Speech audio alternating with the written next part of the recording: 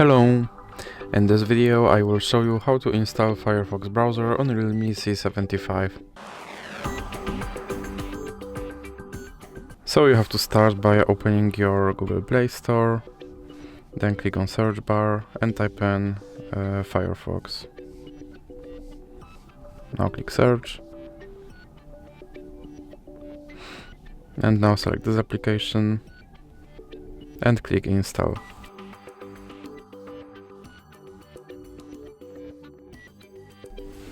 And now you can click open. And here you can select your default browser, or you can just click cancel. Now you can add Firefox widget, or you can click not now. Here you can sign in to your Firefox account, or you can click not now. And you can turn notifications, or you can click not now again. And now you can add extensions into your browser, or you can just click start browsing.